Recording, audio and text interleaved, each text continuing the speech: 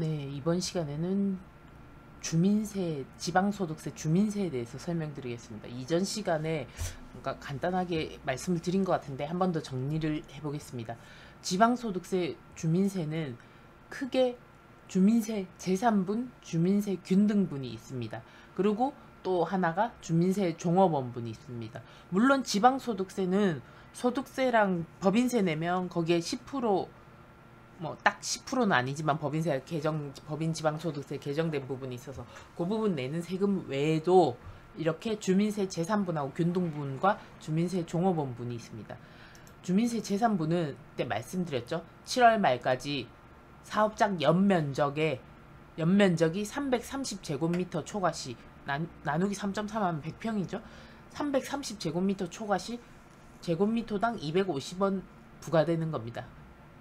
그래서 요건 7월 말까지 신고 납부. 예전에는 고지서가 날라왔는데 요즘은 그걸 안내서를 던져주면서 거기에 직접 신고를 하고 납부를 해라고 하더라고요. 그래서 일단은 뭐 업체에서 뭐 이런 세금이 뭐냐 하면 주민세 제3분에 대한 설명을 해주시고 이렇게 납부를 하셔야 된다 얘기를 하시고요. 그다음에 저 연면적 330 초과시 250원 내는 거는 소유가 임대차에서 그 우리 사업장 대표님이 그 건물을 가지고 있을 때만 내는 게 아니고요. 거기 사업장을 내셨으면 저 세금을 내셔야 됩니다. 보통 피트니스 이런 데 넓게 임차하시는 분들, 이런 분들이 많이 납부하시죠. 학원 넓게 하시는 분들.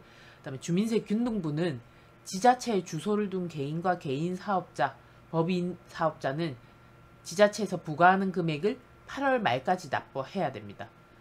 뭐 개인 사업자 같은 경우는 전년도 과세표준 4,800만 원 이상이어야 된다 뭐 이런 규정이 있고요. 이거는 고지가 됩니다. 금액이 다릅니다. 뭐 예를 들면 집에 6,000원 내라고 뭐 이렇게 나오는 거 보셨죠?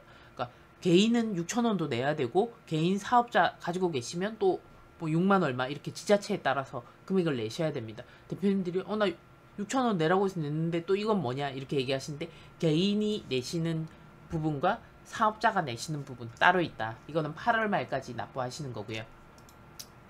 그 다음 마지막으로 주민세 종업원분이 있습니다. 이거는 예전 단어로는 종업원할 사업소세 뭐 이런 단어가 있었는데 지금 새로 하시는 분들은 요거만 아시면 되겠죠. 주민세 종업원분.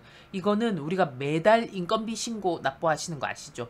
매달 인건비에 대해서 다음 달 10일까지 납부할 때 사업장 중에 매월 종업원 급여 총액이 큰 회사들, 최근 큰 회사의 기준 요건이 뭐냐면 과세급여를 기준으로 하시고요.